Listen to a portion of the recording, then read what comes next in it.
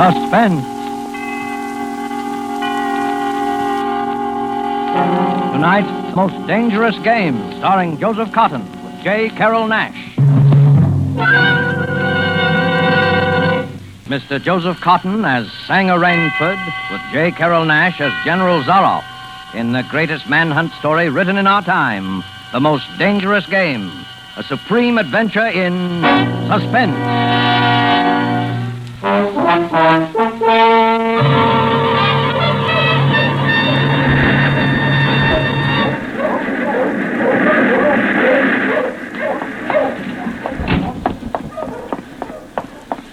I haven't much time. Any moment now, I may come in. When he does, I'm going to kill him. It's him or me. And I'm going to do my best to make it him.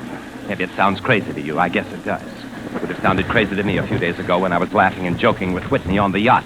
I was on a pleasure trip. A pleasure trip. How could I or anyone realize then the horror and torment I was to go through? How was I to know of Ivan and the death swamp and the hounds? How was I to know of Zaroff? Think of it. It was only 4 nights ago that the ship went down. We'd been talking about the island. Ship Trap Island, Whitney said it was called on the charts. He was sleepy and started on down below to turn in. I was mixing myself a nightcap when I looked up and saw it.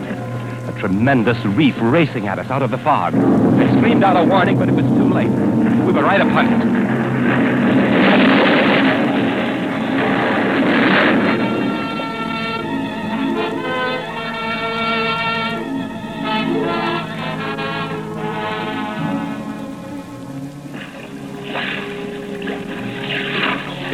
Exploded right on top of Whitney and the members of the crew. The force of the explosion hurled me into the blood-warm waters.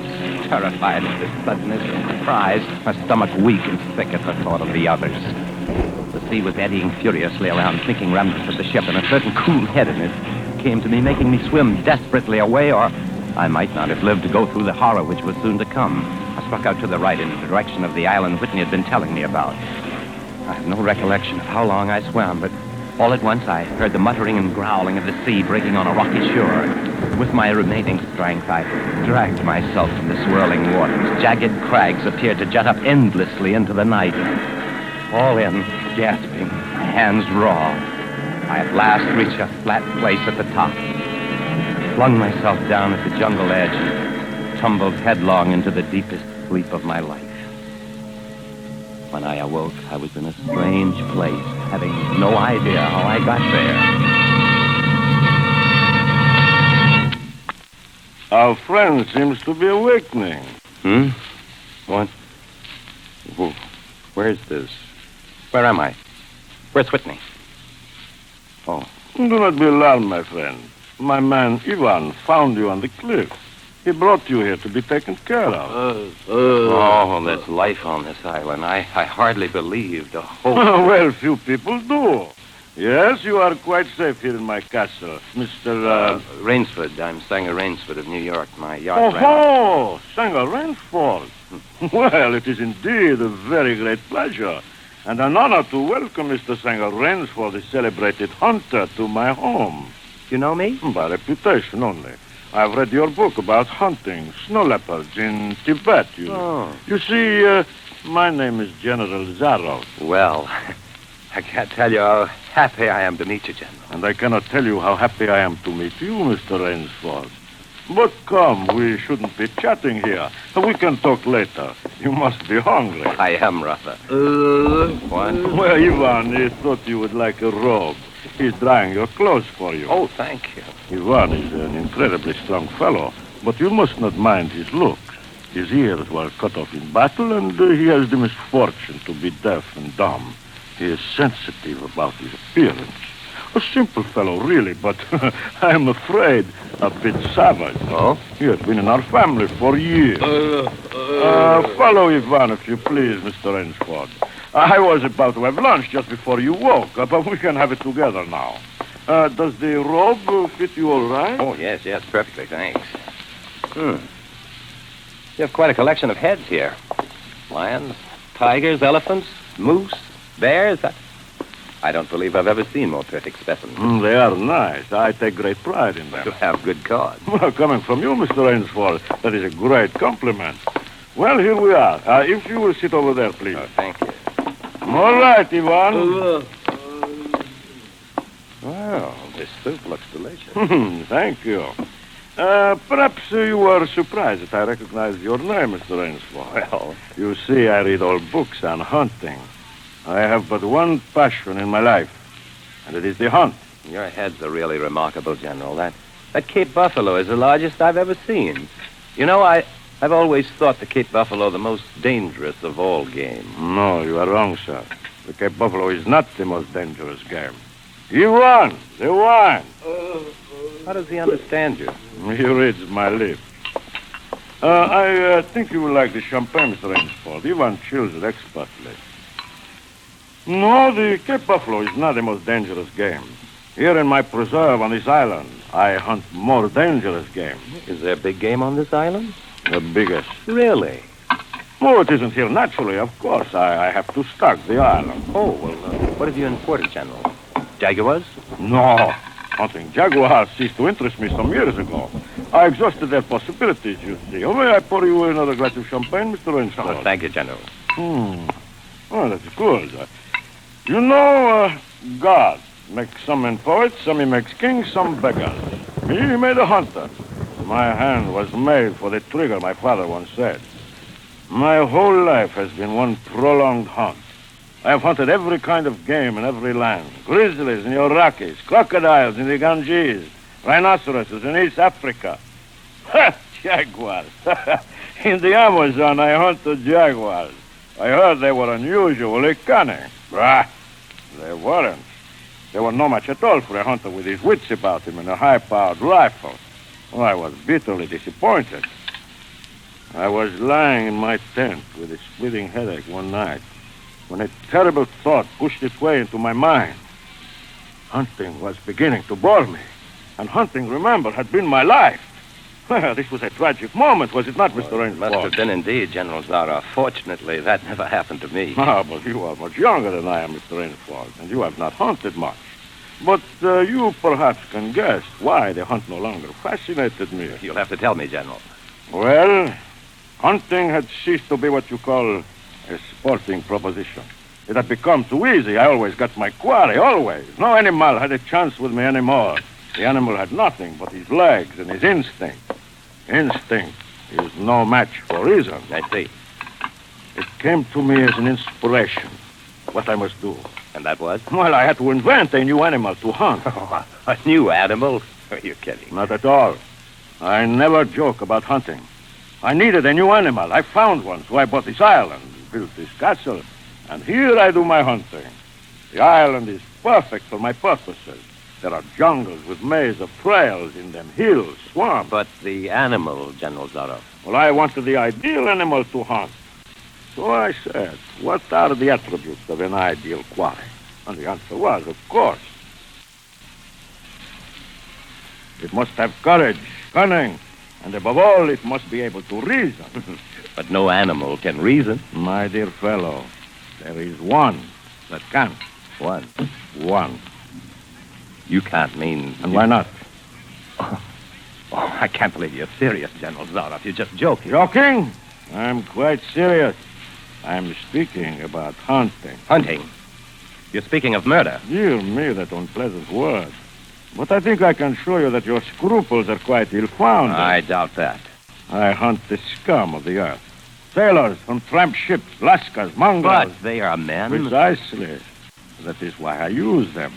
They can reason after a fashion. Oh, they are dangerous. But where do you get them? Well, we will visit my training school. It is in the cellar.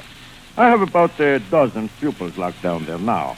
They're from the Spanish bark, San Lacar.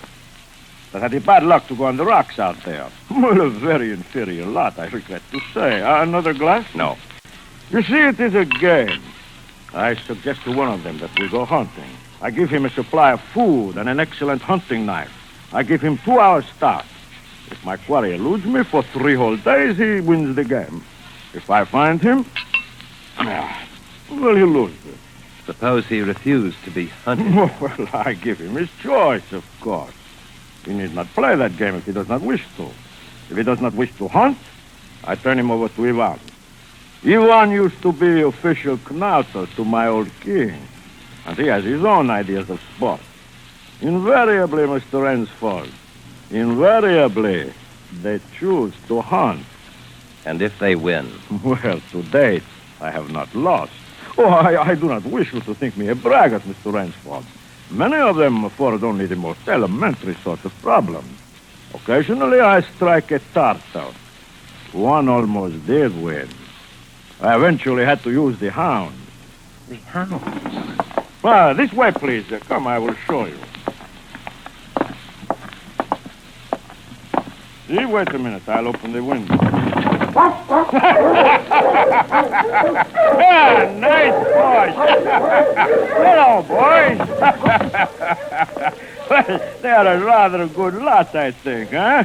They are let out at 7 every night. If anyone should try to get into my castle or out of it, something extremely regrettable would occur to him.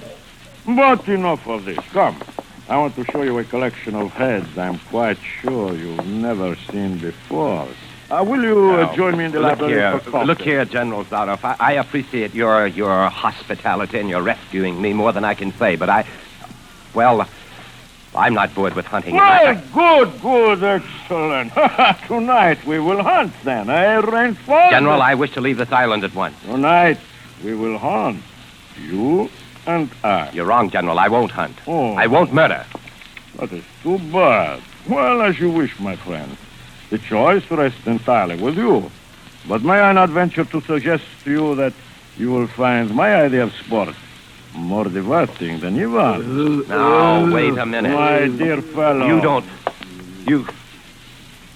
You don't mean you plan to hunt me? My dear fellow, have I not told you I always mean what I say about hunting? This is really an inspiration. I drink to a foeman worthy of my steel, at last. I simply can't believe... This must be some sort of a dream. Your brain against mine, your woodcraft against mine, your strength, your stamina against mine. Outdoor chess. And the stake is not without value, huh? And if I win? Oh, well, then I will cheerfully acknowledge myself defeated, and if I do not find you by midnight of the third day, my sloop will place you on the mainland near the town. Oh, you can trust me. I will give you my word as a gentleman and a sportsman. Of course, you, in turn, must agree to say nothing of your visit here. I'll agree to nothing of the kind. Oh. Well, in that case... Well, but why discuss that now? 3 days hence, we can discuss it, unless... Well, what is your choice, Mr. Rainsford? I'm a hunter. You know my choice. Good. Ivan here will supply you with hunting clothes, food, and knives. I suggest you wear moccasins. They leave a poorer trail. I suggest, too, that you avoid the big swamp in the northeast corner of the island. We call it Death Swamp. There's quicksand there. Well, I must beg you to excuse me now. I always take a siesta after lunch. You will want to start, no doubt. Well, au revoir, Mr. Rainsford. Au revoir. Look here. Isn't there any way I can...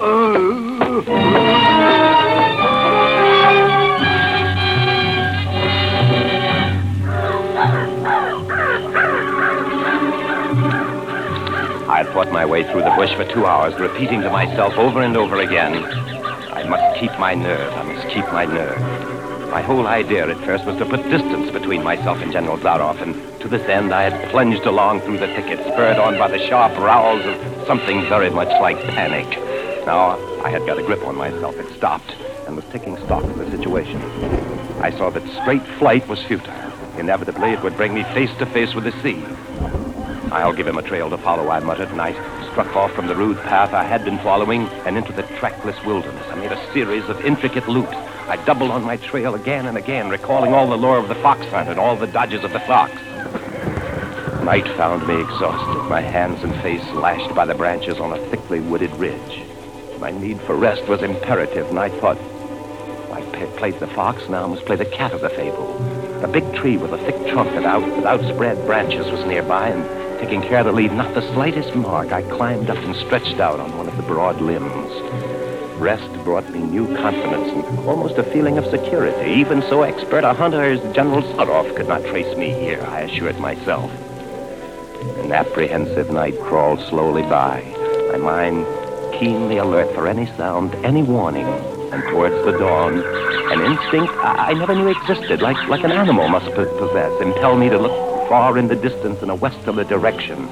Sure enough, following the trail with the sureness of a bloodhound, came General Zaroff. Nothing escaped those searching black eyes. No crushed blade of grass, no bent twig, no mark, no matter how faint, in the moss. My heart pounding furiously, I slid down quickly from the tree and struck off again in the woods. I knew I had to do something desperate, and I knew I had little time in which to do it. 300 yards from my hiding place, I stopped where a huge dead tree leaned precariously on a smaller living one. Throwing off my sack of food, I took my knife from his sheath and began to whack with all my energy. The job was finished at last, and I threw myself down behind a fallen log 100 feet away. I did not have to wait long.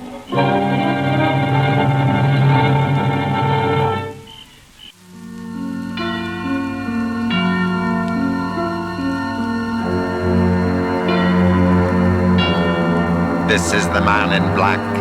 We'd like to thank you for tuning in to this episode of Suspense. Please hit the like, subscribe, and notification bell so that we can continue to keep you in suspense.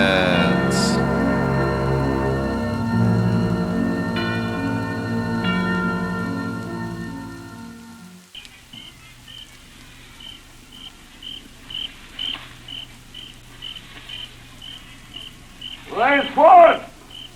Ransford! Ransford!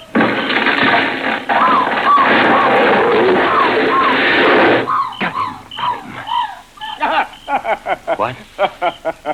Hey, Ransford! If you are within sound of my voice, as I suppose you are, let me congratulate you. Not many men know how to make a Malay man-catcher. Luckily for me, I too have hunted in Malacca.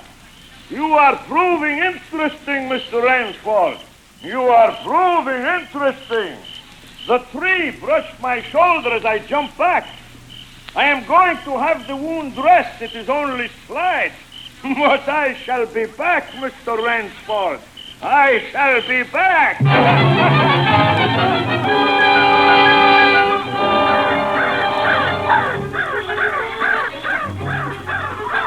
It was flight now. A desperate, hopeless flight that carried me on for hours. I don't know where I got the strength. I kept telling myself over and over again that I must keep my nerve, that I was competing with a monster, a super huntsman. Dusk came, then darkness, and still I managed to press on. The ground grew softer under my moccasins. The vegetation grew ranker, denser. Insects bit at me savagely. Suddenly, as I stepped forward, my foot sank into the ooze. I tried to wrench it back.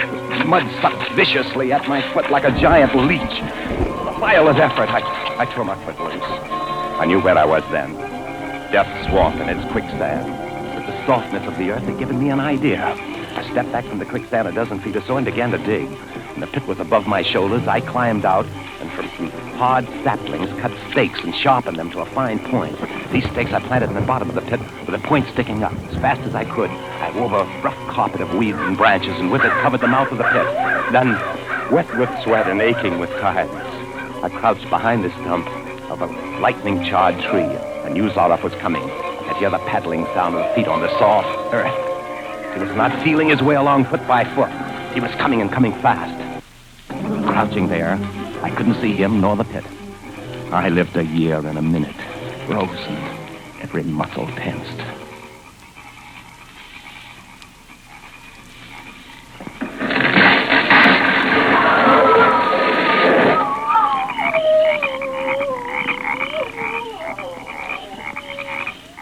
Excellent, Ransford. Yes, excellent. You have done well. Your Burmese tiger pit has claimed one of my finest hounds. Again you scored. I think, Mr. Ransford, I will see what you can do against my whole pack. I am going back to get them now. Thank you for a most amusing evening.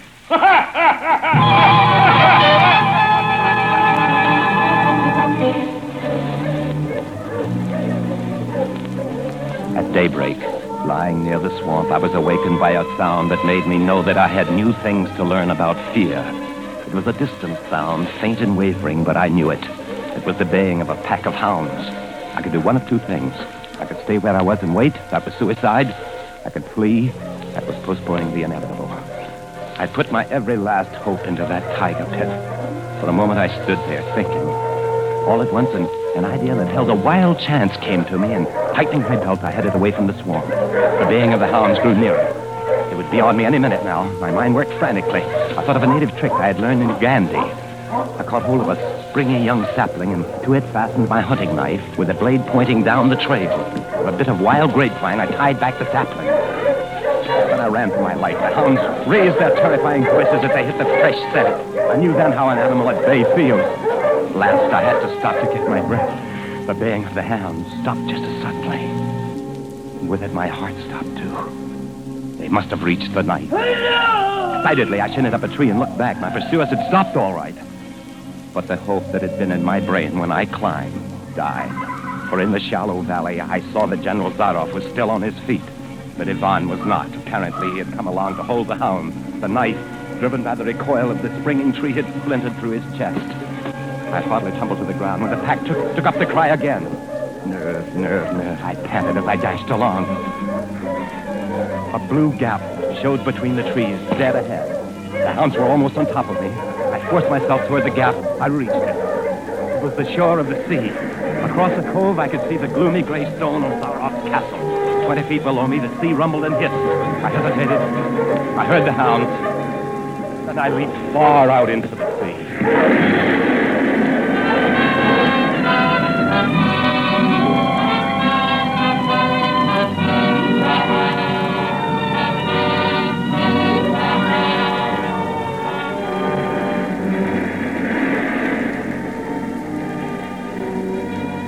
Oh, the sea was good to me. And I am here safe in the general's bedroom waiting for him. The 3 days are up and I have eluded him. But now I know I must go further. In a moment we will meet, he and I. Only one of us is going to live. You understand that now.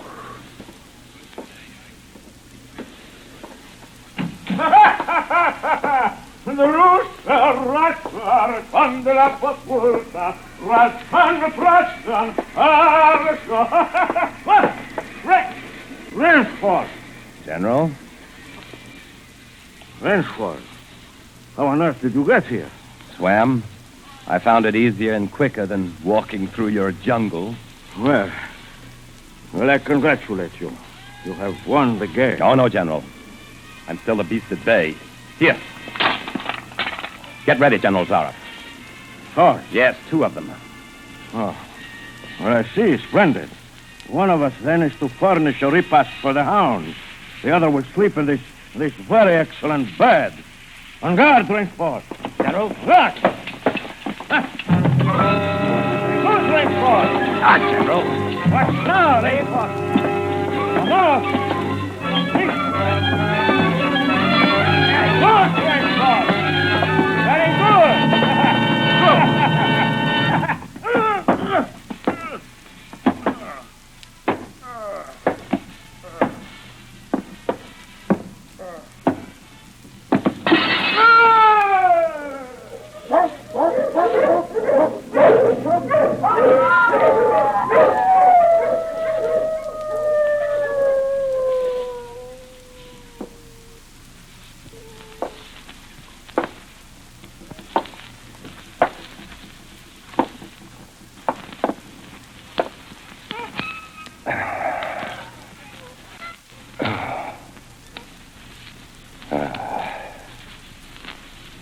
Just as my late host said it would be.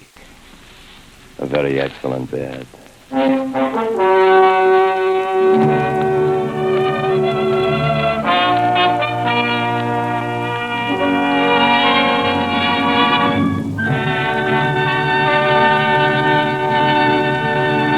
And so closes The Most Dangerous Game by Richard Connell, starring Joseph Cotten as Rainsford with J. Carrol Naish as General Zaroff. Tonight's study in Suspense. Suspense is produced, edited, and directed by William Spears. Joseph Cotten appeared through the courtesy of David O. Selznick and is currently being seen in the Selznick production, Since You Went Away. J. Carrol Naish is soon to be seen in the Paramount picture, A Medal for Benny. Our thanks also to RKO, who began production today on The Most Dangerous Game, and through whose cooperation this story was presented tonight on Suspense. Ladies and gentlemen, next week you will hear Claire Trevor and Nancy Kelly as co-stars of Suspense.